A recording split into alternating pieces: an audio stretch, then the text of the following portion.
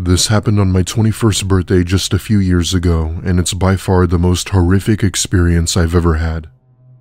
For context, I'm a female and currently 25 while writing this. Not much has changed ever since. I still go out and party at clubs, and I'm overall the same naive girl I was back then. I remember this as if it were yesterday. A few friends and I were celebrating my 21st birthday at this really popular hangout bar in Miami. Looking back, I don't remember the name of it, but it's one of those places you probably heard of if you're from South Florida. I'd also like to mention that this took place during the 4th of July, so my city was busier than usual. With it being my 21st, my friends and I had gone all out with drinks, seeing as I was now at the legal age. We partied all through the night before the time came where everything seemed to be dying down. My friends were getting tired and the bar was beginning to close as it was nearing 1 a.m. and everyone was starting to head home. Being absolutely wasted at this point and unable to drive, my best friend, who I'll call Grace, offered to give me a ride back. Grace never ended up drinking much, which is why she decided to drive. Also, I didn't have a car yet, which is another reason.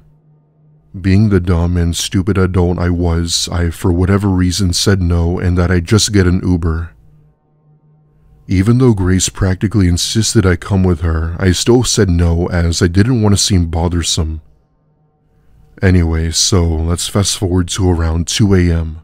The bar is now closed and I'm outside by the curb waiting for my Uber to come. As I'm waiting, I start to notice how unbelievably quiet it was. I live in a part of my city that's relatively crowded, so seeing barely any people out at this time was weird, even during a holiday.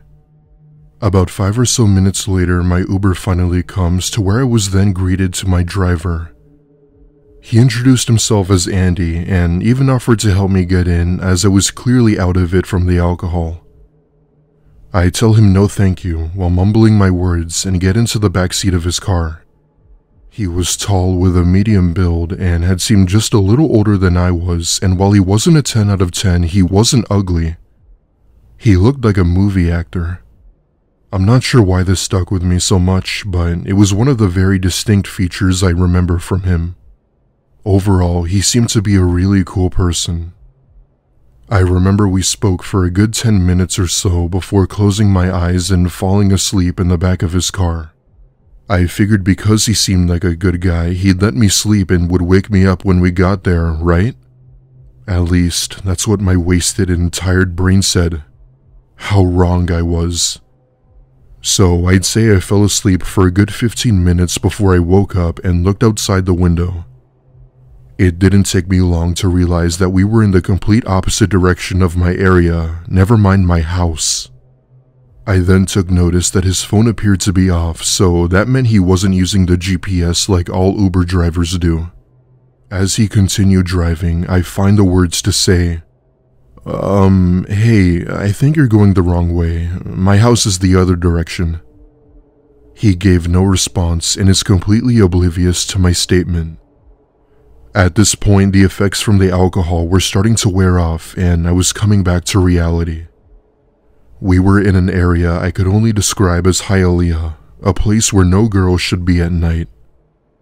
Andy, you're literally taking me to an area I don't live in. Where are we going? You'll see, he said. Now, I suffer from really bad anxiety, so when he said that, my mind went racing, wondering as to where he was taking me, what he'd do, or what would happen. Not long after, he pulls up to this vacant-looking house with not a single light on. We're here, he said in a monotone voice. He gets out of the car and opens my side door and tells me to, quote, take them off. Tearing up at this point, I told him please no, and he then pulls out a knife from his pocket, putting it up to my face. If you say no one more time, I won't hesitate to hurt you. I wanted to scream, I wanted to run, but I'm in heels and a dress, so I knew I wouldn't make it far. I took a deep breath to try and compose myself and did the only thing I could do. I complied. Now, I don't want to explain what he did afterwards, but you get the idea. Then, as I thought it was over, It wasn't. He grabs my arm and tries to yank me to get inside of the house.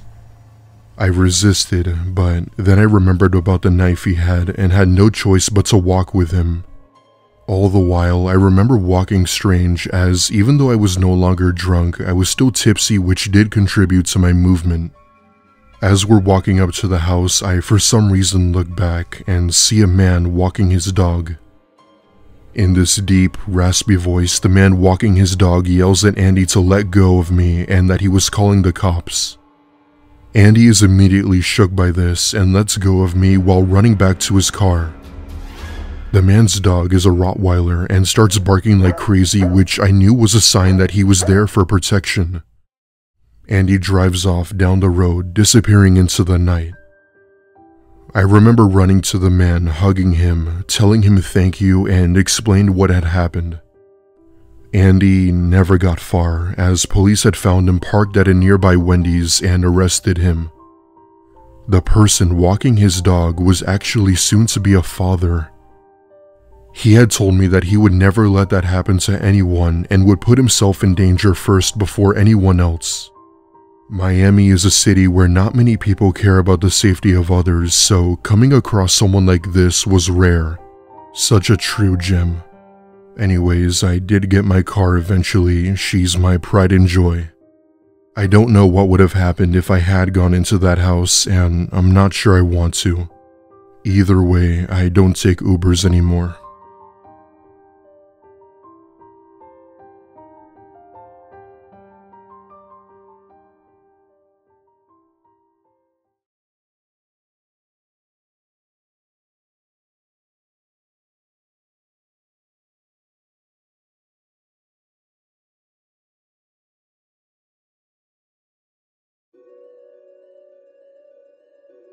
This story is a bit short, so I apologize if I don't mention all of the details, as this was a long time ago.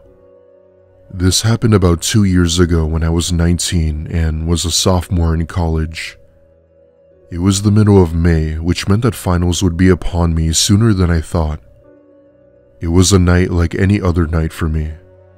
I had a final for chemistry coming up, and I had been studying all day in the campus library until closing. The campus library is very calm at night, so it gave me the opportunity to study alone without too much noise.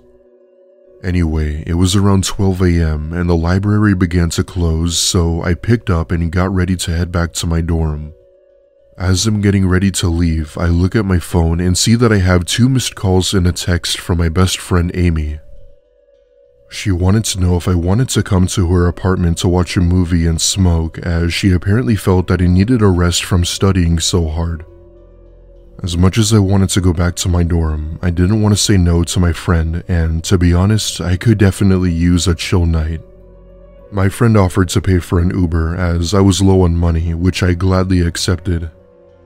At this point, it's well past 12:30 a.m. and there's literally no people out on campus. The eerie feeling of just being alone at night chilled me to the bone for some reason, and I just wanted my Uber to get here. I've always had an innate fear of the night ever since I was a child, and I guess it sort of passed on through adulthood.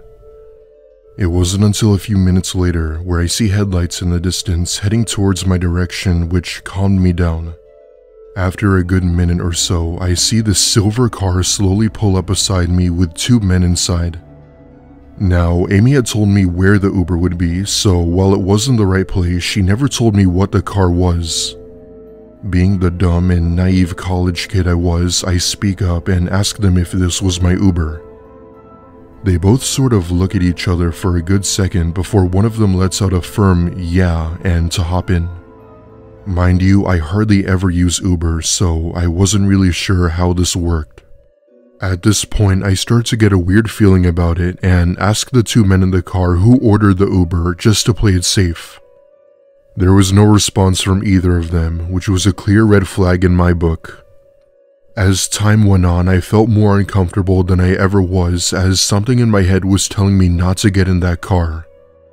I told them that it was fine and my friend was actually going to pick me up instead. Of course, this was obviously a lie to get them to leave, as I no longer felt comfortable getting into the car with them. I remember the guy on the driver's side shrugging his shoulders before driving off in the opposite direction. It wasn't until a few minutes after where another car pulled up, which turned out to be the real Uber. After telling him what had happened, he had offered to take me to the police station if it helped.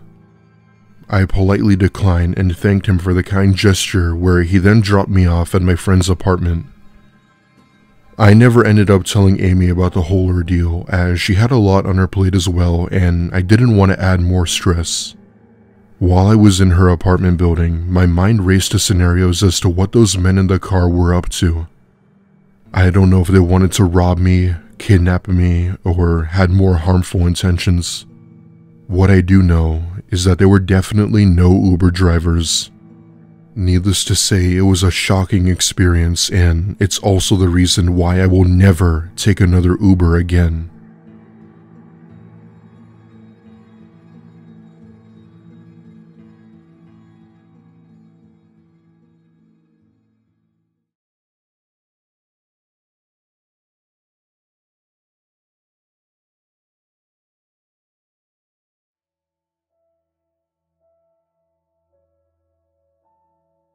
So I've been a delivery driver for about 3 years ever since the start of the pandemic.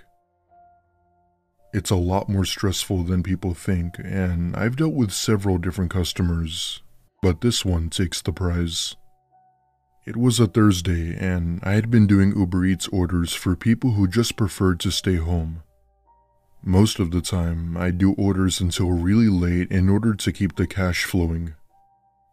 Since this was around the time where these delivery apps really started to take off, I took advantage of it and worked both Uber Eats and DoorDash.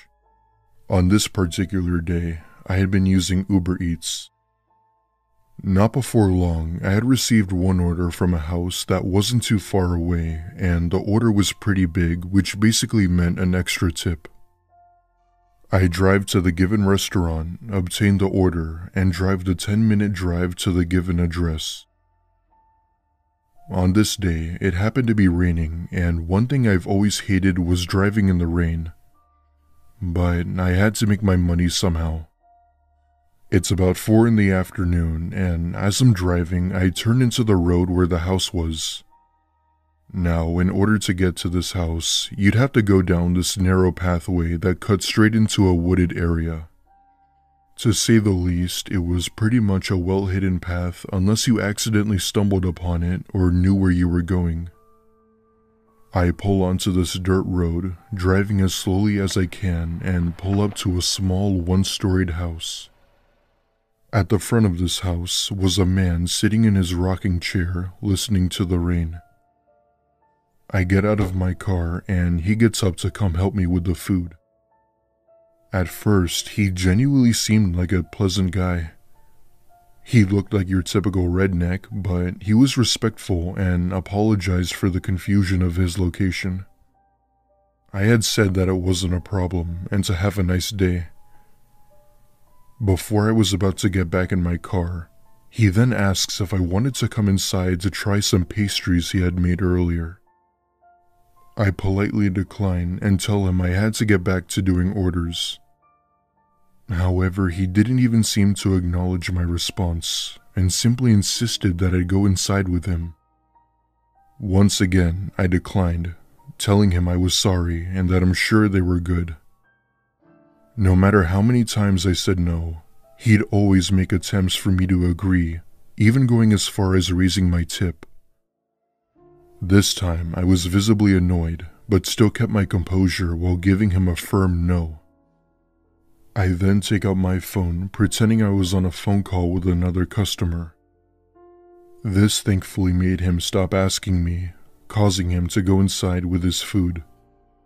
When he did, I hop back into my car, start my engine, and sped off. As I'm driving back down this narrow road, I then see him speed walking after my car from my rear view mirror. Now, if the story had ended there, it wouldn't be scary. But this story comes with a very unsettling twist. That night when I had gotten home, my girlfriend and I had sat down on the couch watching the news. At one point, There was a chilling news report about a man in the area attempting to lure kids into his truck. As much as I hate to say it, we lived in an area that wasn't so great, so stuff like this did happen occasionally. But when this news report showed the person responsible, I almost spit out the water I was drinking. On my TV was the same man I had taken the delivery order from, causing me to go absolutely hysterical. He had the same face, same beard, and the same hair. I just knew it was him. Turns out, he was arrested shortly after I had delivered his food. After all, I knew there was something off about that man. And boy, did I end up being correct.